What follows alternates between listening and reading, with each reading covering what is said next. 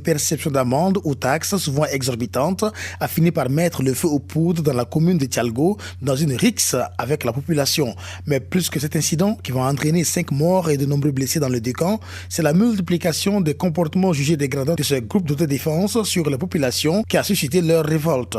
Cet affrontement a enfin fait réagir un gouvernement burkinabé resté assez passif jusque-là.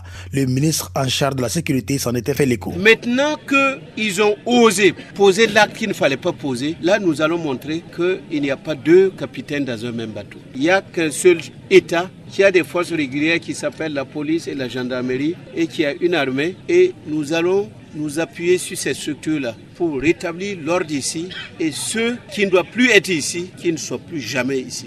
La tension latente a obligé des personnalités issues des provinces impliquées de Boulkem 2 et de Sanguié à se mobiliser pour éviter le pire. Bassouma Bazié, porte-parole de la délégation de la commune de Koukouldi. Nous sommes déplacés au quartier général d'Ekologuego. Ils nous ont reçus, ils nous ont écoutés. Donc je les ai interpellés à ce qu'ils déposaient les armes. Après, nous avons fait le déplacement dans la commune de Tinado. Nous avons procédé à rencontrer d'abord toute la population, et notamment les premiers responsables, les doyens. Il ne faudrait pas qu'on ait des partis pris de façon à envenimer la situation. Il faut qu'on crée les conditions pour que les décisions qui ont été prises par le gouvernement, que ce soit le couvre-feu, que ce soit le fait de la cessation des activités dans la zone, que nous pèsions de tout notre poids aussi pour inviter la population au respect de ces décisions. Se substituant aux forces régulières, les Koukoulouego imposent et perçoivent donc des taxes sur les activités commerciales. Ils sont aussi accusés de sévices corporels sur les présumés délinquants. S'émeut le docteur Siaka Ouattara, il est sociologue et enseignant-chercheur à l'université de Ouagadougou. Si les Koukoulouego disent qu'ils sont dans une localité, vous faites subir ces affronts à une population. Or, vous êtes des éléments de cette population. Vous avez des familles, vous avez des parents. C'est la famille, c'est des membres des familles d'autres personnes que vous avez tuées.